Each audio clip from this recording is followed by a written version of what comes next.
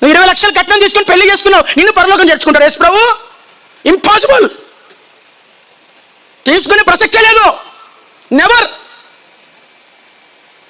జరగదది. నువ్వు అనుకోవచ్చు పరలోకం పోతానని. ఒక్క వ్యక్తితో సమాధానం ఉన్న గుమ్మందే రాపేస్తారు, గుర్తుపెట్టుకో. ఒక కోర్టు కేసులో గుమ్మందే రాపేస్తారు పరలోకంలో. ఒక్క కోర్టు కేసున్నా, ఒక పోలీస్ కేసు నువ్వు పెట్టినా గుమ్మందే రాపేస్తాడు యేసు నిన్ను. నేను మిమ్మల్ని క్షమించడం, మీరు ఒకరినొకరు క్షమించవాళ్ళు. మీరు క్షమించడంలా మీరు కూడా క్షమింపబడరు. లేదు, నెవర్.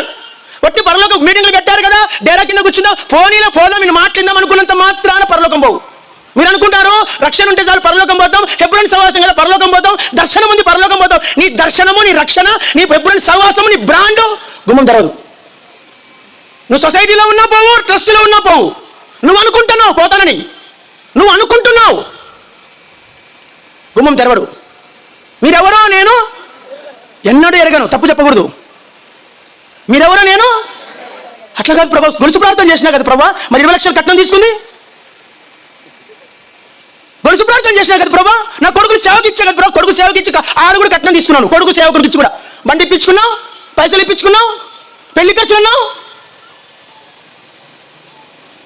100 రూపాయలతో పెళ్లి చేసుకోవచ్చు తెలుసా మీకు? రిజిస్ట్రేషన్ ఆఫీసులో. పరలోకం పోవడం చాలు. నాకు పరలోకం కావాలి, నాకెందుకండి? ఎవడు పెట్టుకోమని అంత ఖర్చు నీ పెళ్లికి? అంత ఖర్చు 2 లక్షలు పెట్టి పెళ్లి చేసుకుని ఎవరు చేసుకుని చెప్పారా? పాస్టర్లకే ఉండదు పరలోకం, గుర్తుపెట్టుకోండి. ఇంకా పాస్టర్లు ఎక్కడ ఎగిరిపోతారో తెలీదు. పాస్టర్లు ఎక్కడ ఎగిరిపోతారో అడ్రస్ కనపడరు. భూలోకానికి నీ భర్త, నువ్వు పాస్టర్మవు. ఇక్కడే చలామణి. నువ్వు ఆ గుమ్మము తెరవబడాలంటే లోకానికి కంప్లీట్ నువ్వు వేరే వ్యక్తి కావాలి. నేను పరలోకం వెళ్ళాలి. ఎక్కడ పోవాలి? పొరుగువానిది ఏది ఆశించకూడదు. పొరుగువానిదగు దేనినైనా చెప్పండి, దేనినైనా ఆశించకూడదు. ఏమి లేకుండా పర్లేదు, పరలోకం ప్రవేశిస్తుంది మనం. అక్కడనే కనబడితే చాలు.